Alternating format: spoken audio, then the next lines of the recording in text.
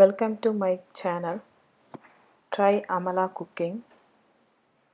இன்னைக்கு செய்ய போகிறது என்னன்னா ராகி இட்லி. ஸோ அதுக்கு தேவையான பொருட்களை நம்ம பார்க்கலாம். 4 கப் ராகி மாவு எடுத்து வச்சுக்கணும். 1 கப் உளுந்து, 1 கப் ப்ரௌன் ரைஸ், அது இல்லைனாக்கா இட்லி ரைஸும் நீங்கள் சேர்த்துக்கலாம். 1 கப் அவல். நான் 1 கப் அளவு சொன்னது எல்லாமே 200 கிராம்ஸ் வரும், அதாவது 200 கிராம். 1 ஸ்பூன் வெந்தயம். நான் ஆல்ரெடி ராகி மாவை ஒரு பாத்திரத்தில் போட்டு ஊற வச்சுருக்கேன். தண்ணி போட்டு நல்லா பேஸ்ட் மாதிரி பண்ணிக்கணும்.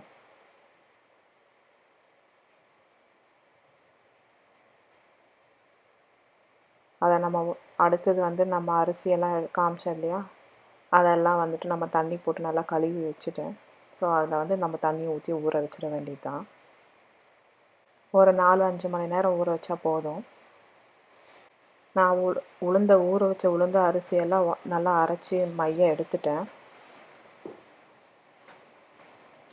இதுக்கப்புறம் நம்ம ராகி மாவை எடுத்து நம்ம இதில் மிக்ஸ் பண்ண வேண்டியது தான். இதில் போட்டு நல்லா கலந்துடலாம்.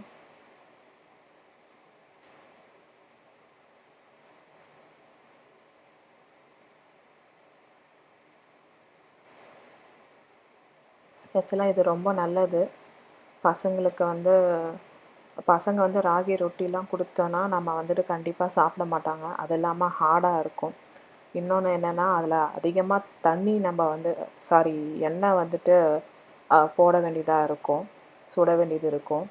ஸோ அதனால் இந்த மாதிரி இட்லி அல்லது தோசை நம்ம இதில் ஊற்றிட்டோம்னாக்கா ரொம்ப நல்லது. சுகர் பேஷண்ட்லாம் நல்லா சாப்பிட்லாம். இதில் கால்சியம் அண்ட் அயன் கண்டென்ட் கூட இருக்குது. ஸோ ரொம்ப ஹெல்தி, சாஃப்டாகவும் இருக்கும். நம்ம நார்மல் இட்லி எப்படி இருக்குமோ அதே மாதிரி தான் இருக்கும். கலர் மட்டும்தான் கொஞ்சம் ப்ரௌனாக இருக்கும், மற்றபடி ரொம்ப டேஸ்டியாக இருக்கும். ஒரு நைட் ஃபுல்லாக மூடி வச்சிட்டோம்னாக்கா அது பொங்கிடும். அதோட நாளைக்கு இட்லி சுட்டு பார்க்கலாம். நல்லா மாவு பொங்கிருச்சு. நம்ம பார்க்கலாம் பாருங்கள். ரொம்ப நல்லா இருக்குது பாருங்கள், நல்லா பொங்கிருச்சு. ஸோ நம்ம அடுத்து இட்லி ஊற்றுற வேலை மட்டும்தான் இருக்குது. வாங்க இட்லி ஊற்றிடுவோம். இட்லி பாத்திரத்தில் இட்லி தட்டில் ஊற்றி வச்சாச்சு. அடுத்து இது 20 நிமிஷம் வேக விடணும். 20 நிமிஷத்துக்கு அப்புறம் இட்லி ரெடி ஆகிடும். வெந்ததுக்கப்புறம் பார்க்கலாம். இப்போ மூடி போட்டு மூடி வச்சுருவோம்.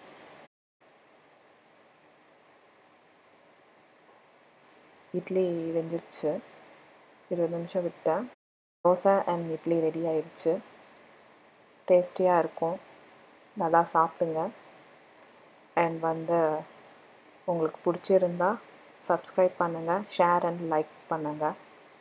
தேங்க்யூ.